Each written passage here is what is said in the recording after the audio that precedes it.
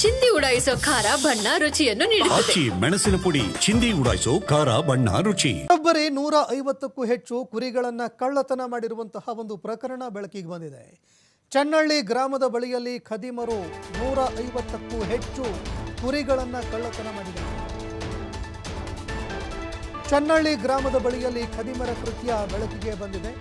ರಾಯಚೂರು ಜಿಲ್ಲೆ ಸಿಂಧನೂರು ತಾಲೂಕಿನ ಚನ್ನಹಳ್ಳಿಯಲ್ಲಿ 150ಕ್ಕೂ ಹೆಚ್ಚು ಕುರಿಗಳನ್ನು ಕಳ್ಳತನ ಮಾಡಿದ್ದಾರೆ.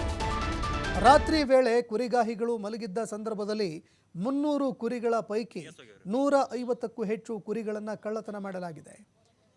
ಖಾರದ ಪುಡಿ ಪಾಮಣ್ಣ ಎಂಬವರಿಗೆ ಸೇರಿದಂತಹ ಕುರಿಗಳು ಇದೆಲ್ಲವೂ ಕೂಡ ಸ್ಥಳಕ್ಕೆ ಈಗ ಸಿಂಧನೂರು ಗ್ರಾಮೀಣ ಪೊಲೀಸರು ಭೇಟಿ ಕೊಟ್ಟಿದ್ದಾರೆ. ಕುರಿಗಳನ್ನು ಕಳೆದುಕೊಂಡಂತಹ ಕುರಿಗಾಹಿಗಳು ಕಣ್ಣೀರಿಟ್ಟಿದ್ದಾರೆ.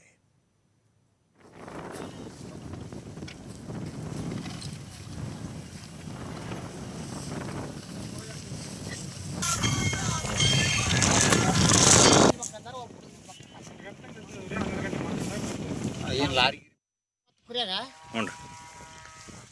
ಈಗ ಒಂದು ಸ್ವಲ್ಪ ನೋಡ್ರಿ, ಮತ್ತೀಗ ಒಂದು 150-160 ಕುರಿ ಹೋಗ್ಯಾವ.